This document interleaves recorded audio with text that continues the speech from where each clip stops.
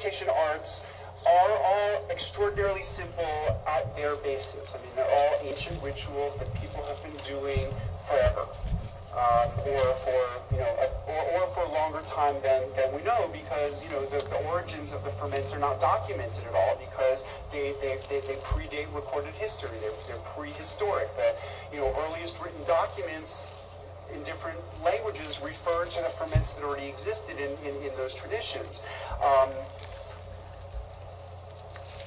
But it's given rise to a huge amount of specialization. So, I mean, any of us could, learn how to brew beer. We could learn how to, make some basic cheeses. We could learn how to make sauerkraut. Any of these, very popular ferments. But it's not realistic that any one of us could do all of those things, or learn how to do them all with any level of proficiency, or do them regularly. So really, I mean, even when we're talking about, reviving local production, I mean, we're talking about sort of, rebuilding webs in our communities, webs of food production and webs of exchange.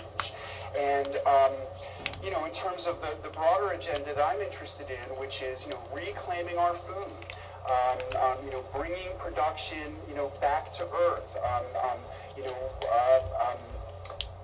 recreating alternatives to mass-produced foods.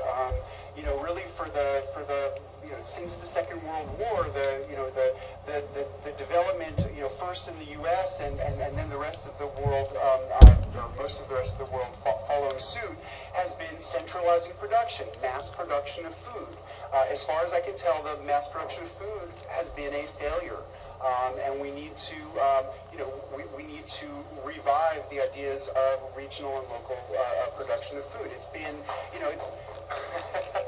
yeah.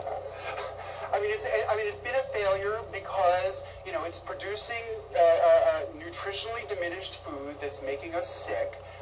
Right now, for the first time in American history, demographers are thinking that our children's lifespans are likely to be shorter than ours, and one of the reasons for this is the diminished nutritional quality of the food that we're eating. The means by which we are mass producing food is, polluting the earth, depleting water resources, polluting the water, creating new forms of pollution like genetic pollution that we don't really know how to deal with. The way that the centralized production of food and the transportation of it uses a huge amount of energy. And as long as that energy is available and cheap, I mean, I guess there's thousands of products in every supermarket that we can buy, but that's a big if. Following the logic of peak oil and the idea that oil is becoming rarer and more expensive, both in monetary terms and in environmental terms, to extract from the earth. What are the implications of that on food prices and on food availability, and beyond the fuel involved in transporting food vast distances? There's the question of vulnerability to disruptions, all sorts of disruptions, whether it's from natural disasters or extreme weather events or wars or terrorism or other kinds of political violence, and basically being dependent on food resources far away, just makes us exceedingly vulnerable. So really, I think that, for me, the big picture of why fermentation is important and why reskilling people with the ability to ferment food for themselves isn't so everybody can make everything for themselves, but it's because that's such an integral part of redeveloping community, local, regional food self-sufficiency. I mean, people don't just eat the raw products of agriculture. People love to eat all the things that you turn the raw products of agriculture into, and these are largely fermented produces. So anyway, I could really go on and on, but it'll be much more interesting and fun if we make this a little bit interactive. So does anyone have any questions? questions or comments or bones to pick or things they want to argue about or anything? Okay. Yeah, absolutely. So it can't grow in an acidic environment. I mean, one of the reasons why acidification is such a brilliant strategy for food preservation is because it's also a strategy for food safety. And, not only botulism, but E.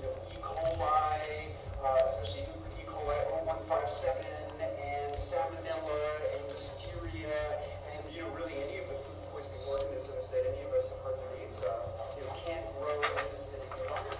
So yeah, I mean, that's another reason why fermentation is so safe. I mean, fermented vegetables, as far as I can tell, are the safest food that exists on this earth. They're certainly safer than raw vegetables. And according to the USDA, there has never been a single case of food poisoning reported in the United States from food poisoning. From fermented vegetables. So how many foods could you say that about?